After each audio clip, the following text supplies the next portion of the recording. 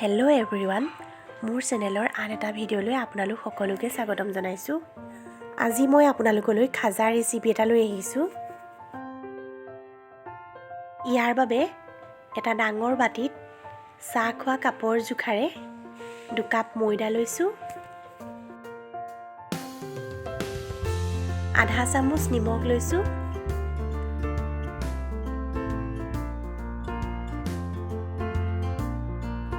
আৰু অকণমান ৰিফাইন তেল দিছোঁ। আৰু এতিয়া গোটেইখিনি ভালদৰে মোহাৰি সানি লৈছোঁ। এনেদৰে কৰিলেহে খাজাকেইটা মচমচীয়া হয়।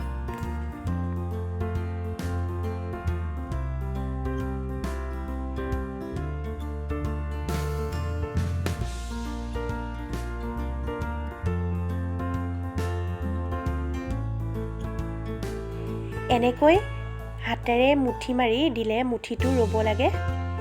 ইয়াতকৈ বেছি ৰিফাইন তেল দিব নালাগে। এতিয়া ইয়াত অলপ অলপকৈ পানী দি ডোটো প্ৰস্তুত কৰি ল'ম।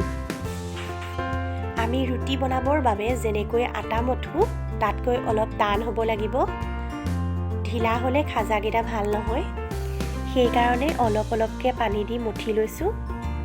এয়া দেখিছে, মই কমকৈ পানী দি ময়দাখিনি মঠি আছোঁ। ইয়াত মই ঠাণ্ডা পানী ব্যৱহাৰ কৰিছোঁ। এয়া মোৰ ভালদৰে মঠি লোৱা হৈ গ'ল। এতিয়া এইখিনি মই 10 মিনিটমানৰ কাৰণে ঢাকি থ'ম। এইখিনি সময়তে মই চুগাৰ চিৰাপখিনিও বনাই ল'ম। চুগাৰ চিৰাপ বনাবৰ বাবে চচপেন এটাত চাহ খোৱা কাপৰ জোখাৰে 1 কাপ চেনি লৈছোঁ আৰু সেই একেটা কাপৰ জোখেৰে আধা কাপ পানী লৈছোঁ। চেনি যিমান লয় তাৰ আধা পানী ল'ব লাগে। এতিয়া এইখিনি মই মিডিয়াম ফ্লেমত উতলিবলৈ দিছোঁ। গোন্ধটো ভাল হ'বৰ বাবে ইয়াত মই 2টা ইলাচি অকণমান খুন্দি দি দিছোঁ আৰু অকণমান নেমু চেপি দিছোঁ, কাৰণ নেমু চেপি নিদিলে বেছি ডাঠ হৈ যাব পাৰে।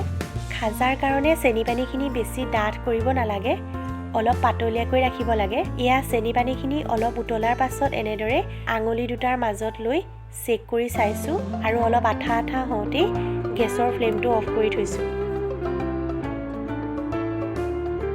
এতিয়া আগতে মুঠি থোৱা ময়দাৰ ডোটো অকণমান মুঠি এনেদৰে ৰোল কৰি লৈছোঁ।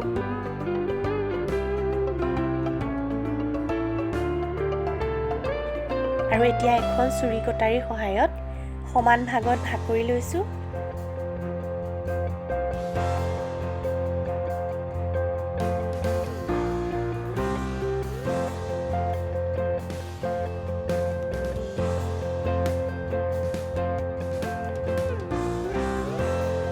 এইখিনি মই ৰুটি বেলা দি বেলি ল'ম। ইয়াত মোৰ 5খন ৰুটি হৈছে।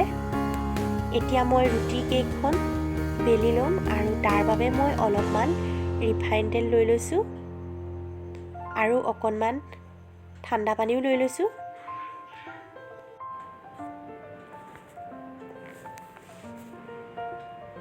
এয়া চাওক, মই এখন ৰুটি বেলি আছোঁ। এতিয়া এটাকৈ মই ৰুটি বেলি যাম। ৰুটিখন বেলোতে অলপমান পাতলকৈ বেলিব লাগে। মই এখনকৈ 5খন ৰুটি বেলি ল'লোঁ। গোটেইকেইখন ৰুটি বেলি হোৱাৰ পাছত মই খাজাৰ শ্বেপ দি ল'ম। তাৰ বাবে প্ৰথমে মই এখন ৰুটি পাৰি লৈছোঁ আৰু তাৰ ওপৰত অলপমান ৰিফাইন তেল এইদৰে সানি লৈছোঁ। তাৰ পাছত ইয়াত অলপ শুকান ময়দা ছটিয়াই দিছোঁ আৰু হাতেৰে এইদৰে মিলাই দিছোঁ। এনেদৰে কৰিলেহে খাজাকেইটা মচমচীয়া হয় আৰু ইটোৰ লগত সিটো লাগি নধৰে। এতিয়া ৰুটিখনৰ ওপৰত আৰু এখন ৰুটি দি লৈছোঁ। তাৰ পাছত একেদৰে ৰিফাইন তেল সানি ময়দা ছটিয়াই লৈছোঁ।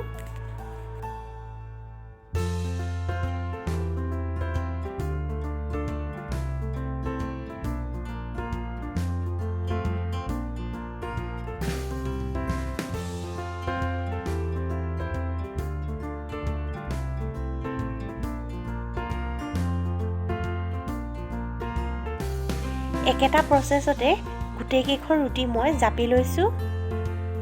এয়া চাওক, মই 5খন ৰুটি ইখনৰ ওপৰত সিখন ভালদৰে জাপি লোৱা হৈ গ'ল।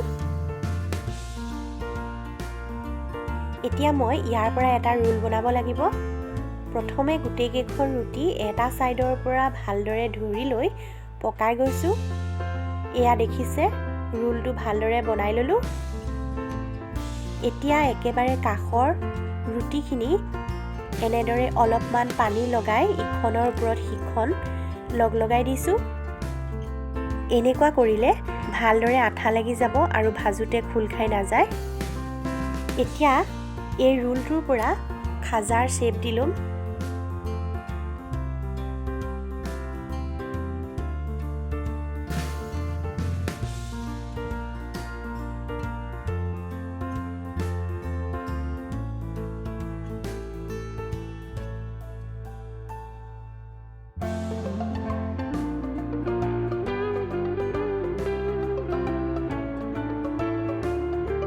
এখন চুৰি কটাৰীৰে ৰোলটো মই পিচ পিচকৈ কাটি লৈছোঁ।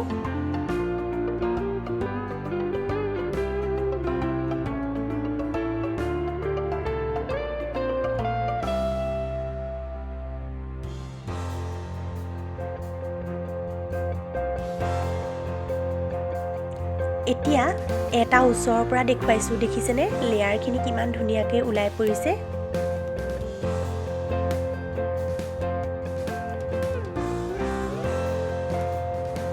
কাটি থোৱা পিচবোৰ এতিয়া মই এপিচ এপিচকৈ লৈ এইদৰে ওপৰে ওপৰে বেলি দিছোঁ।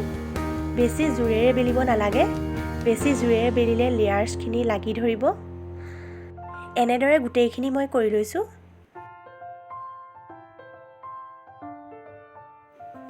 এয়া চাওক, মোৰ গোটেইখিনি ভাজিবলৈ ৰেডি হৈ গ'ল। এতিয়া গেছত কেৰাহী এখন পাতি দি অলপ ৰিফাইন তেল দি তেলখিনি অলপ গৰম হোৱাত ইয়াত মই খাজাখিনি দি দিছোঁ।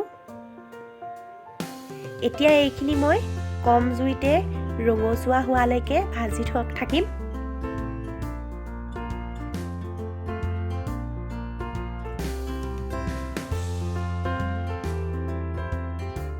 আৰু মাজে মাজে লৰাই থাকিবও লাগিব।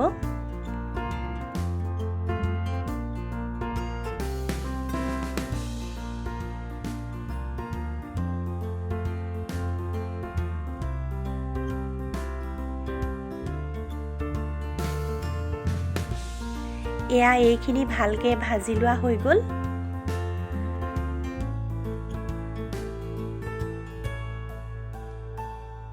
এয়া চাওক, এইখিনি ৰঙচুৱা হৈ পৰিছে।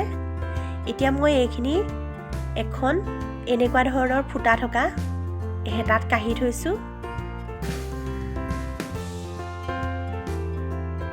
আৰু লগালগ চুগাৰ চিৰাপখিনিত বাকি দিম। এতিয়া বাকীখিনিও মই একেধৰণে ভাজি ল'ম।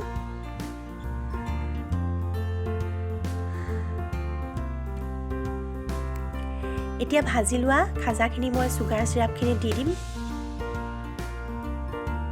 চুগাৰ চিৰাপত বেছি সময় থৈ দিবও নালাগে, বেছি সময় থৈ দিলে মচমচীয়া হৈ নাথাকে। এয়া মই প্ৰায় 2-3 মিনিটমান থৈ কাঢ়ি থৈছোঁ। ঠিক একেটা প্ৰচেছতে মই গোটেইখিনি খাজা ৰেডি কৰি লৈছোঁ।